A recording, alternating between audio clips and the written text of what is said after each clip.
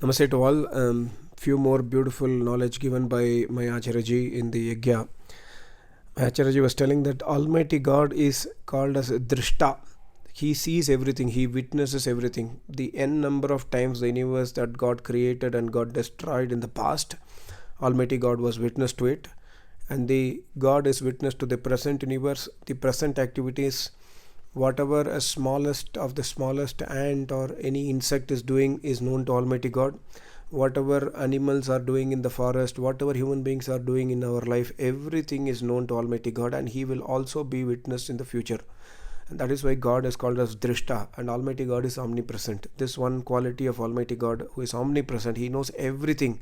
He is present everywhere and He knows everything. This is a very unique quality of Almighty God, and it is beyond imagination. We cannot even understand the, if somebody says, like Acharya says, God is omnipresent, we cannot even understand the deep depth in the word of Sarvavyapak.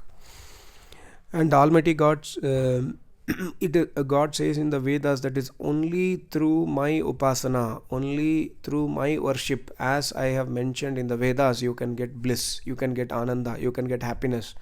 Otherwise, whatever happiness you are getting in your life is very, very temporary due to your own karma. Because I am the witness of unlimited births and deaths of you. I give the result of your deeds as it is. I do not do any injustice. So, if you are getting some happiness in your life, it is your own deeds. But that happiness is only very, very temporary. You will not get permanent happiness. The moment one happiness is over, you will again get into dukh. You will again get in some sukh, some dukh. Like that, the life will go on, but you will never be able to get the eternal happiness of moksha. That is possible only by worshipping me. This is what God says in the Rig Veda and all the four Vedas.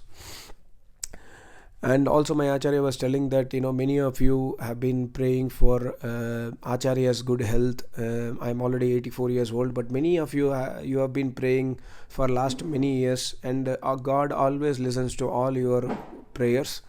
And my Acharya was very happy that even desiring for the health and good being, well-being of an Acharya is a very, very pious deed, and every disciple must try to do that. This is our Vedic Sanatan Parampara.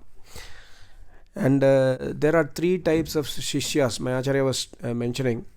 One is Uttam, the other one is Madhyam, the third one is Adam.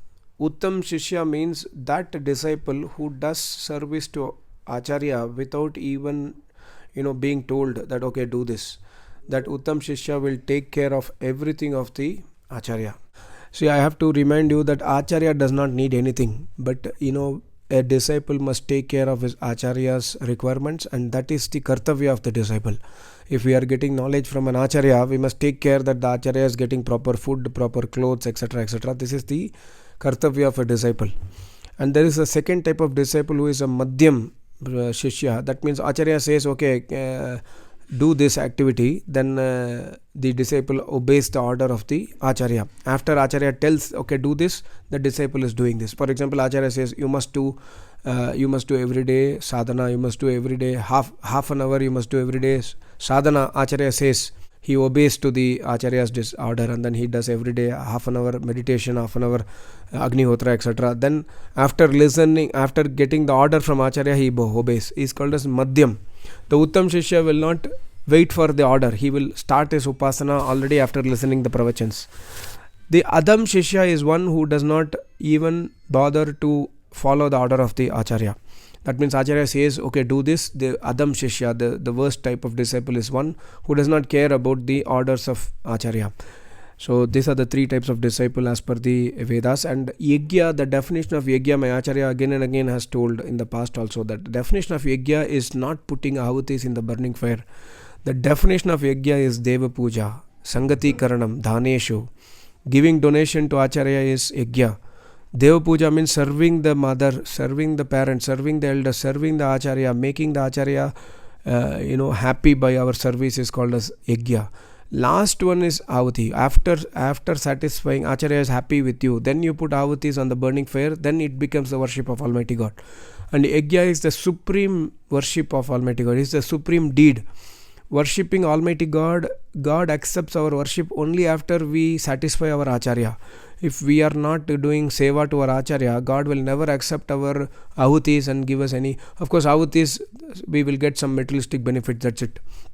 But the worship, whatever prayer we are offering to Almighty God will never be considered by Almighty God unless we do Dev Puja Sangati Karanam. Sangati Karanam means going to Acharya, serving him, and he is very happy with you because you are a disciple you are doing tapasya, you are following his instructions, and then Acharya is happy with you, then he gives Brahma Vidya secrets. This is called a Sangati Karanam.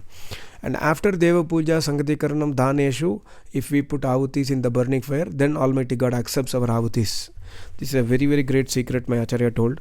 One more important thing is, my Acharya was telling that my life, I am 84 years old, my life is extremely busy. Even in this age, I sleep at around night 1 o'clock or 12:30, I write books. And morning I get up at 3 o'clock, again I do sadhana, because for every yogi, he is always immersed in Almighty God's bliss in sadhana only.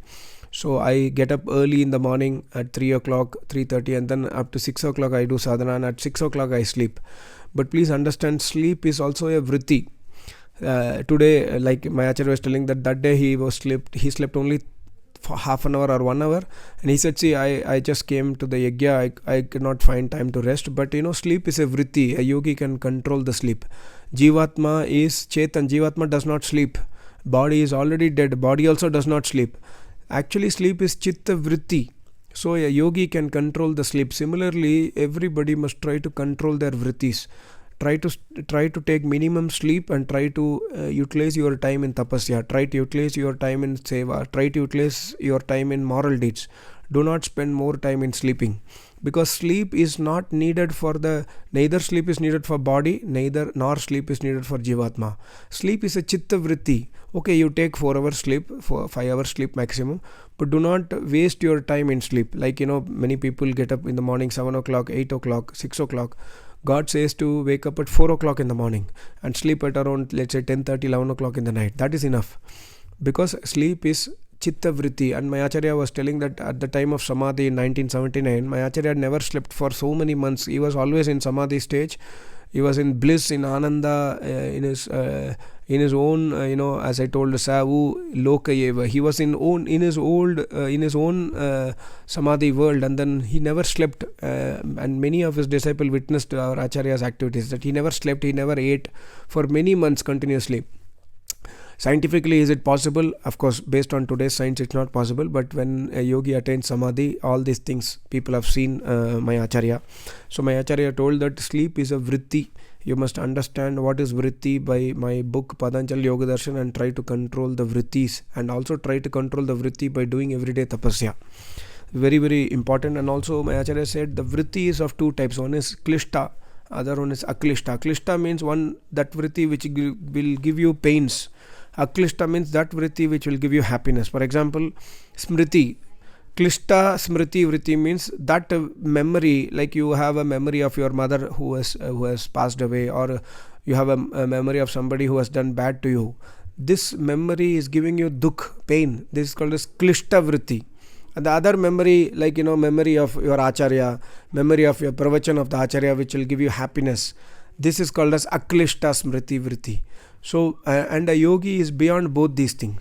Yogi has the power to stop his chitta vritti completely, because he is a samadhist. Yoga's chitta vritti nirodha. But he says, at least you must, if you have a memory, try to remember Almighty God.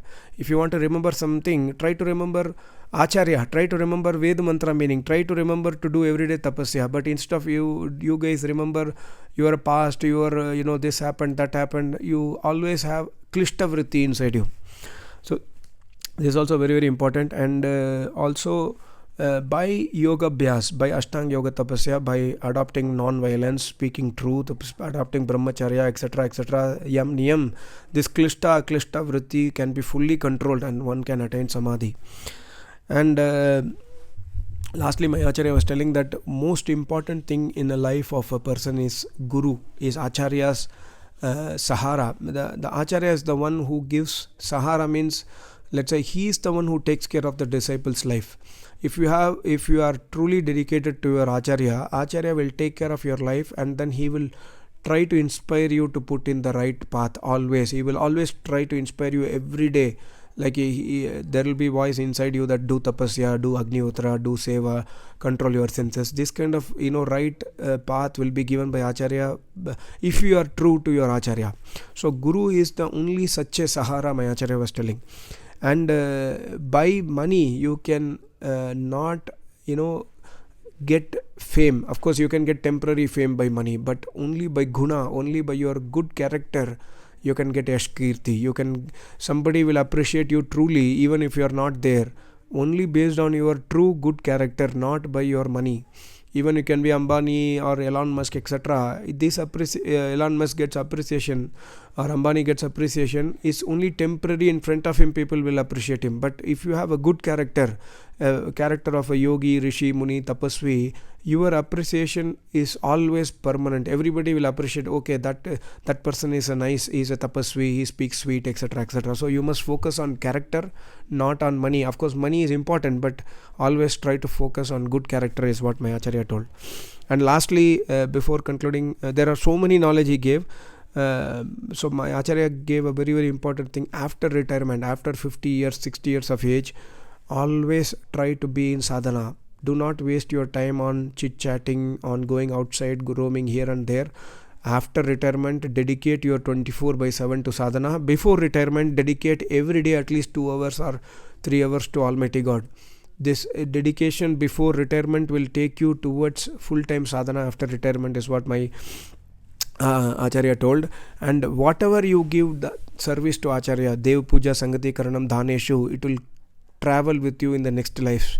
And the next life, it will always help to find a Vedic path. Because the money you cannot take, but the money donated to an Acharya, only to an Acharya who is a Samadhist yogi. If you donate something to an Acharya, for example you give cloth or you give food or you give money, etc., the punya of donation will travel with you in the next life. The money and the food will remain here only. But if you donate to a Samadhist yogi, that punya will travel to you, with you, to the next janmas. This is what my Acharya told. And really it was wonderful. Of course it is always much better when you listen from a yogi alive. Whatever knowledge I try to share with you, I try to note when my Acharya was speaking. I don't know if I try to convey it fully, but there are so many deep secrets in each and every word of my Acharya. Try to listen this again and again. Thank you so much. Namaste. Om.